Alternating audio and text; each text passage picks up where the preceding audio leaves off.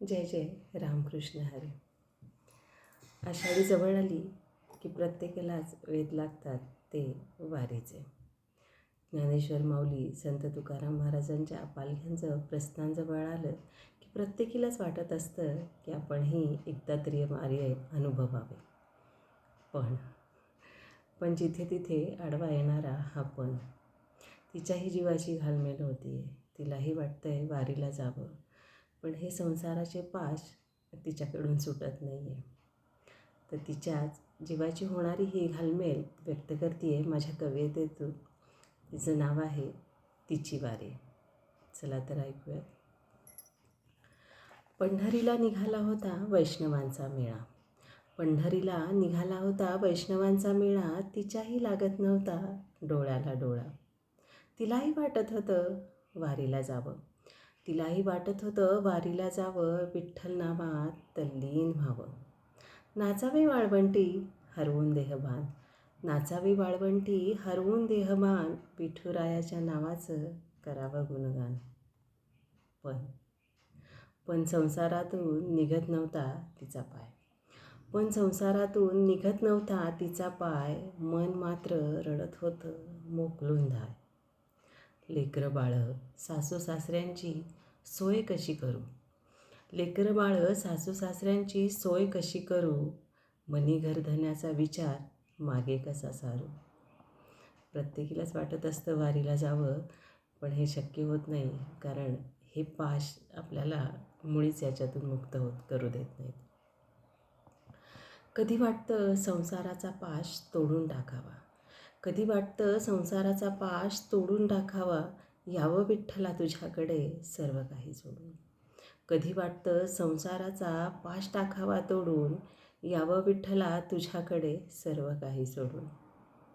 तू जगाची माऊली, तू जगाची माऊली, माझं अंतर्मन तुला कळू दे. तू जगाची माऊली, माझं अंतर्मन तुला कळू दे. तुझ्या चरणावरती थोडी जागा मिळू दे. विठ्ठलालाही पाहवली नाही तिची घालमेल. विठ्ठलालाही पाहवली नाही तिची घालमेल. लगेच सोडून आला वाळवंटातील खेळ. तिची घालमेल होती आहे. ह्या जगाच्या माऊलीला कसं पाहावेल ना. वैकुंठात नाचणारा हा आज तिच्यासाठी हे सोडून आला आहे. विठुलाही पाहवली नाही तिची घालमेल. लगेच सोडून आला वाळवंटातील खेळ. डोक्यावर ठेवून हात म्हणाला शांत हो बाळ. डोक्यावर ठेवून हात म्हणाला बाळ हो शांत. वारीची पडावी तुला का एवढी भ्रांत. डोक्यावर ठेवून हात म्हणाला बाळ हो शांत. वारीची एवढी तुला कशाला पडावी भ्रांत. संसार करावा नेटका, संसार करावा नेटका असा तुकोबा सांगून गेला. संसार करावा नेटका असा तुकोबा सांगून गेला. तरी तुझ्या मनात असा वेडा विचार का आला. मोहमायेचे पास सारे भल्या भल्यांना सुटत नाही. मोहमायेचे पास सारे भल्या भल्यांना सुटत नाही. पण भक्तीचा जराही काही केल्या अटत नाही. आपण म्हणतो की आपल्याला मोहमायाचा पास सुटत नाही, पण जे सोडून जातात, आज 8-10 लाख लोक वारी करत असतात, तो भक्तीचा झरा हा दिवसेंदिवस वाढतो आहे, तो कधी कमी होत नाही आहे. मोहमायेचे पास सारे भल्या भल्यांना सुटत नाहीत, पण भक्तीचा झरा ही काही केल्या अटत नाही. संसार सोडून परमार्थ करायची तुला काही गरज नाही. विठ्ठल तिची समजूत काढतोय, अर्थात ती म्हणजे मी आणि माझ्यातल्या तुम्हीही. संसार सोडून परमार्थ करायची तुला काही गरज नाही. संसारातही मी उभा असेल तुझ्या पाठीशी ठाई ठाई.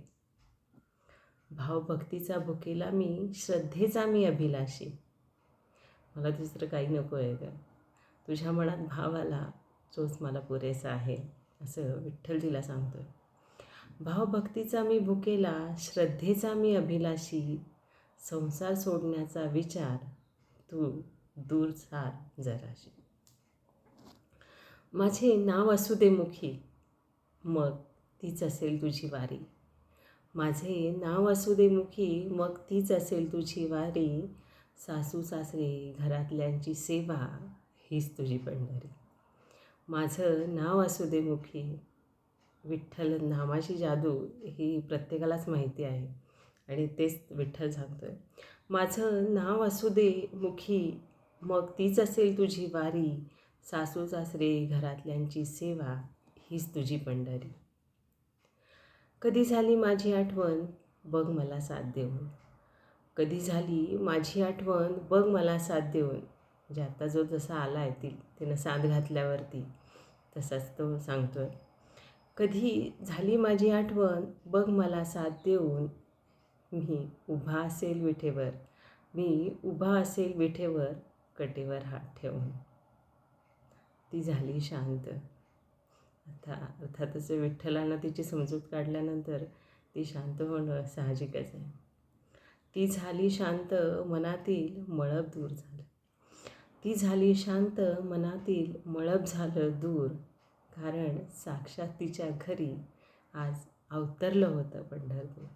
कारण साक्षात तिच्या घरी अवतरलं होतं पंढरपूर. जय जय रामकृष्ण हरी.